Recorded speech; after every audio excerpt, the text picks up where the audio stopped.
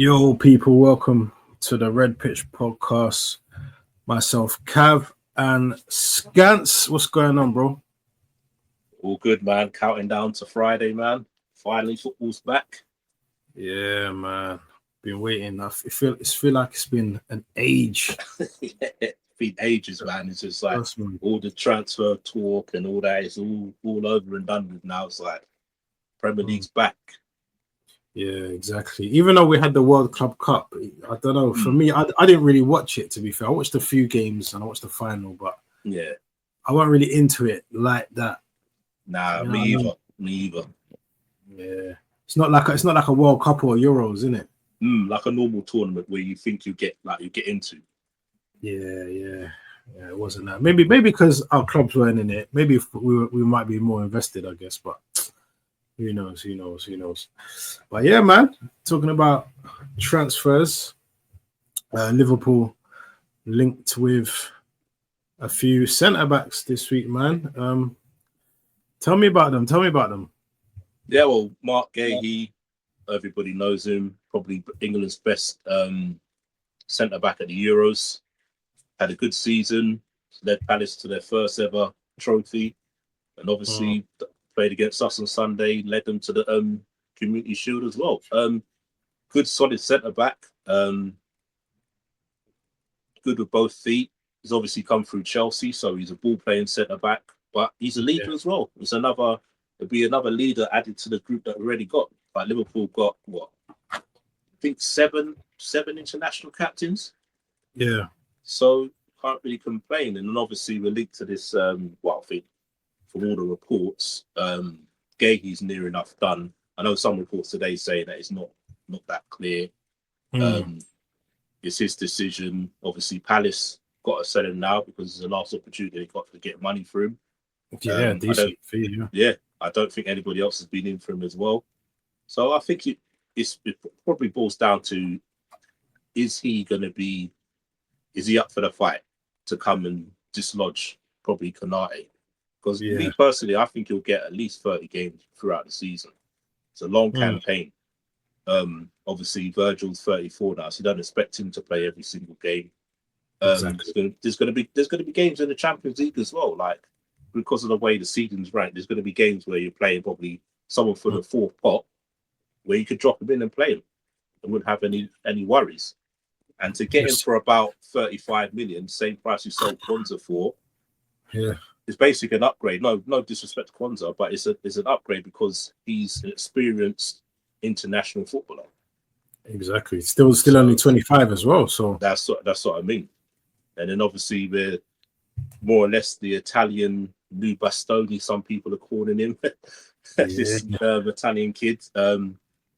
Obviously I haven't seen much of him. Played about 17 games last season for Parma. Obviously I've watched a bit of clips, but you don't want to get too gassed of clips. But from like some of the reports I've read on like the Athletic and stuff like that, he says like he's meant to be a phenomenal centre back. His idol's Van Dijk, so he wants to learn off him. So that's even more for us. Yeah, and then the one game I was really interested in was the game against Napoli last year, when he absolutely bullied Lukaku. You don't see many centre backs bullying Lukaku. If you're doing that 18 years old, you got something about you. So that's what I mean. There's a lot of talk of everyone saying that Liverpool look good going forward, but the defence is weak. Well, Richard Hughes obviously heard those calls and he's got to business and hopefully picking up two centre backs. Two centre backs, probably getting them both for about 65.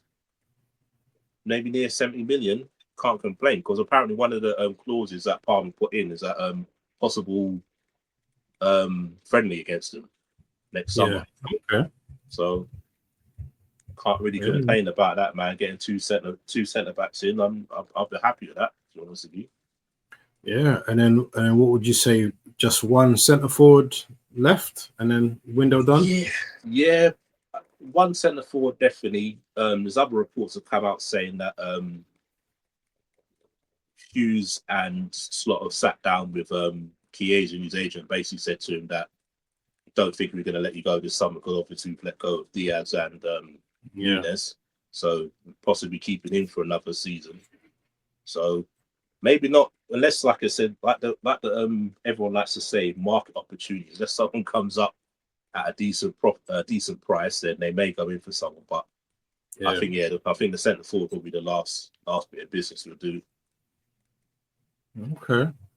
Yeah, man, that's interesting, man. I wish my club was more kind of on the ball, especially for sales. Like when you think about the amount you've made of sales alone with Diaz, Nunes, Kwanzaa, like them alone, and I'm just looking at it and I'm thinking, my God, we can't seem to get more than 10 mil for a sale at the minute. I mean, obviously Zinchenko, Mr. Chatty Patty. I don't know what's wrong with this guy. I don't know if you've seen. I think it's the wages. I think that's what lets you lot down, because a lot of these players are on big wages. That's why teams are not willing to pay a big fee. Where with us, a lot of our players that we've sold have not been on big substantial wages, because look at we got rid of Morton. I don't think he played a Premier League game for us last year. We got 15 million for him. Exactly. You know what I mean? And then obviously Kwanzaa as well. Kwanzaa paid 2 seasons in the Premier League, get 35 million for him and the buyback clause. There you go. I think we sold about nearly 200 million's worth of players. So I know a lot of people say, Liverpool was spending, but we made a lot of it back. Yeah. I don't know if you saw the transcripts from Zinchenko's book or whatever he's got today, all over X, but yeah, he's just doing a lot of talking. He's basically saying he's not happy sitting on a bench, and his kids, something about his kids were at the game, and one of them said, "There's Daddy," and then the other one's looking on the pitch. It's like, where is he? And then the other daughter goes, "Oh, he's not playing. He's on the bench." And he said, "Oh, that made him feel a bit shitty." And then he said his missus doesn't like to show that him not playing is affecting her, but it certain times he catches her, like you can tell she's feeling the effects of it and stuff. I'm like, what? Like, come on, man. Oh, if that's the procedure, that's how you're feeling, then take a wage cut and go. Exactly. What I mean, bro? Exactly. If you're my feeling point. that way. I want to play. Okay, but because you're nice on your big wage there. You ain't gonna get that much again. Yep. So you're like, well, do you know what I mean? But did something come out saying that he's willing to stay another year? So basically, his last year of his contract, so he can go on next year. Yeah, so it contradicts yourself, man. Exactly. I mean, I don't know exactly, obviously, what's true or not, but it's just a joke. I mean, you're blatantly not happy. He's done this before. He spoke in the media about our tactics one time. Was it last year or whatever? He's speaking about our tactics, and you're like, you talk too much, Zinchenko. You talk a little too much. Just what you're doing is what people do, like Rio after their career, where they'll talk about the game or certain things that happened, but you're still a player, and you're talking about the way Arteta. We know Arteta he likes Zinchenko. He's protected Zinchenko. Yeah. He's been nothing but good to Zinchenko. If he was at another club, he would have gone already. One, he wouldn't have got as much, and two, he probably would have been gone, right? And then you come out, and when a manager don't want to play you, it gets to you, and da-da-da. I was like, you're really kind of shitting on the guy that's probably the only one that's had your back. You know what I mean? It's not a good look, man. I think if I see him in this Arsenal team again, it's a disgrace from Arteta. Yeah. It's got to be sold now, man. Has to definitely, bro. It's like, and that's a lot of the reason people are saying that you can't really get Eze at the moment, because you need to get rid of players. Yeah. So exactly. But they're saying Porto's interested in Zinchenko. I know they're saying Fenerbahce was as well. Yeah. See today, Reece Nelson, apparently he only wants a loan. he doesn't want thing, and that's another thing I'm thinking to myself. I mean, you're not really going to be our starting winger. Yeah. Even though I like Reece, I genuinely like Reece. The few moments I've seen him come on in his pre-season, he's the only one attacking the fullback and taking them on, like really taking them on and getting past them. But it's clear to see that, you know, with Madueke coming in and, you know, everything like that, Dalman getting more minutes and things like that, Reece is gone. So for me, I don't know why he would want a loan. Wages probably, isn't it? Well, I don't even know how much he's on at the minute, to be fair, but and did someone say he's on like, I can't remember, I heard he's on quite a bit, 100 grand? 100 grand a week or something like that when he signed his new deal. Not 100% sure, don't quote me on it, but sure I heard something like that. Yeah. It's saying it's reportedly 100. The wages, it's crazy. We just that's why he doesn't want to go. That's why he wants to go on loan again, because he knows Arsenal are going to pay half and Fulham are going to pay half. Whereas if he signed for Fulham, they're not going to pay 100 grand a week, are they? You get what I mean? That's what I'm saying.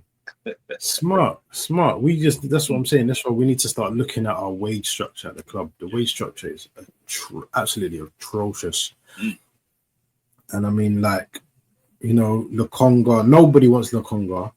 Yeah. Nobody wants Carl Hein, our goalkeeper. Like Fabio Vieira, he spent season at Porto. They don't seem to want him back. Yeah.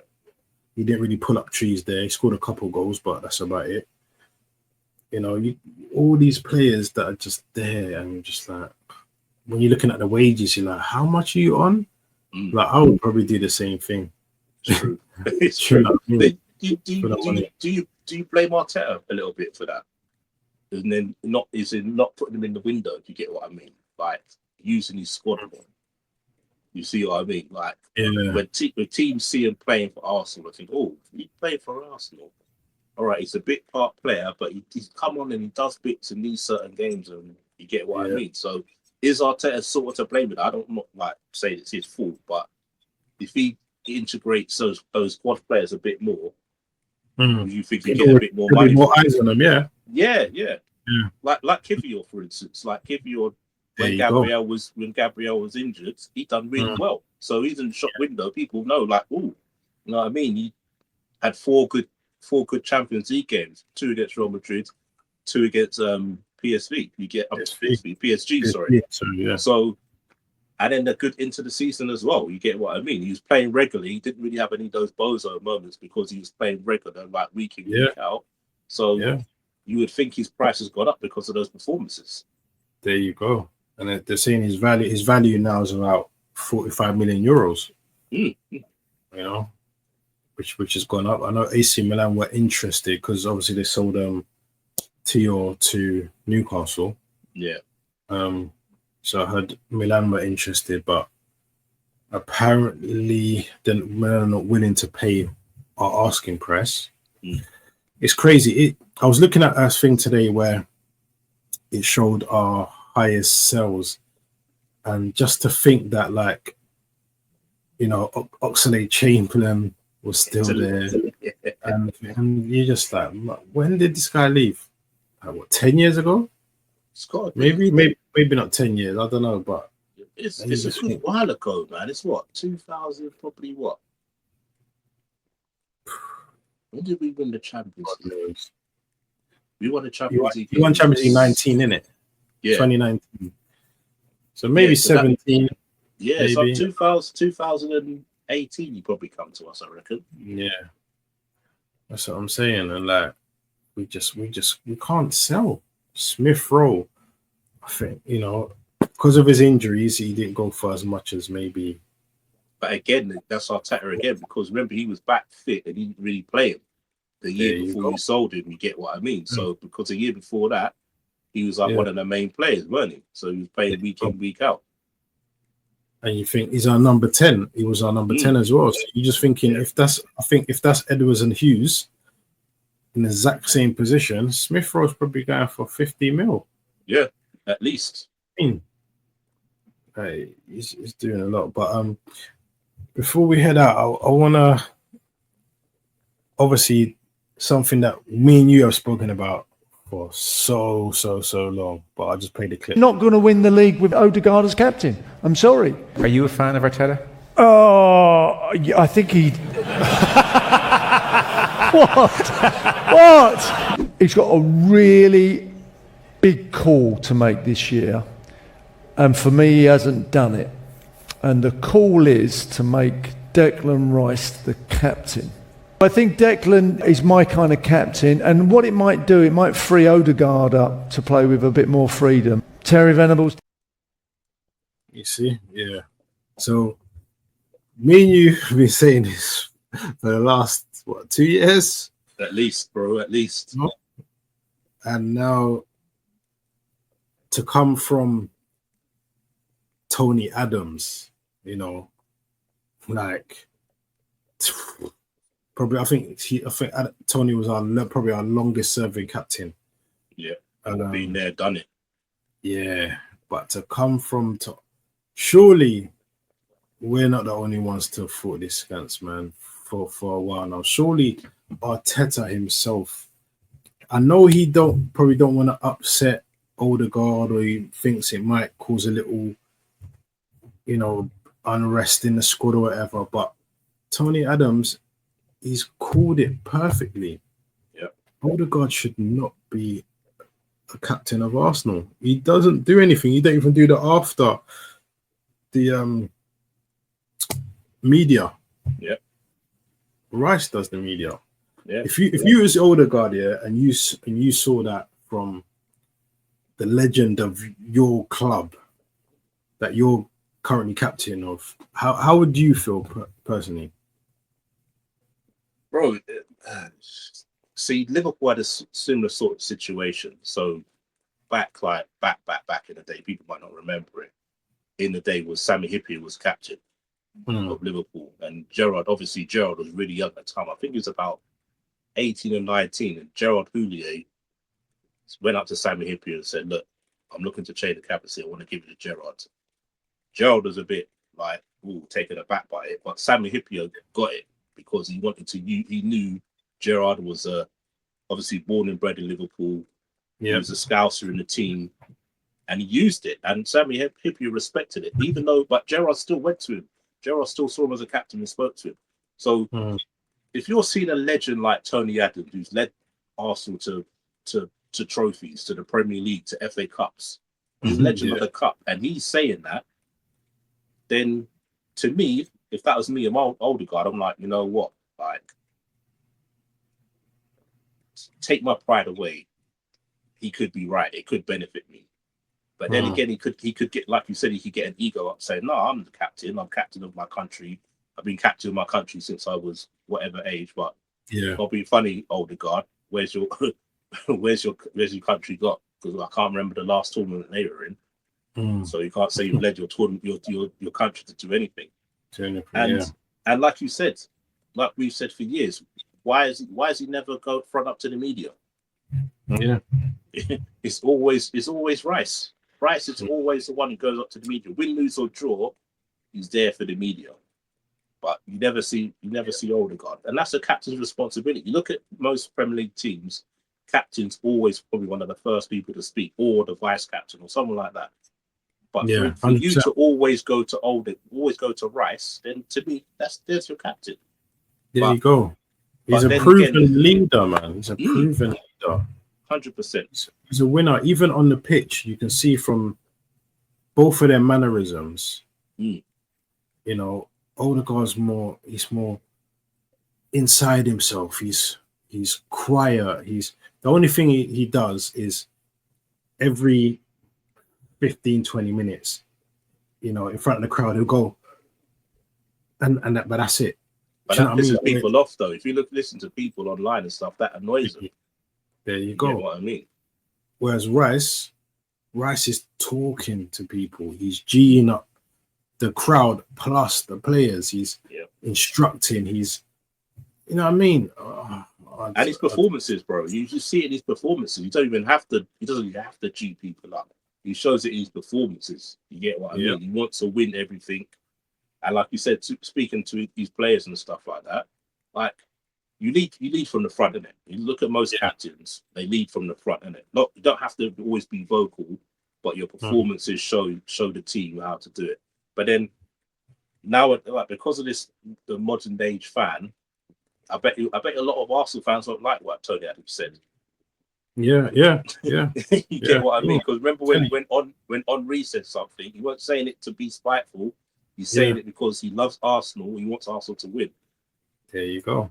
But a lot of fans took it, new age fans took it as disrespect, but it wasn't. It wasn't no disrespect.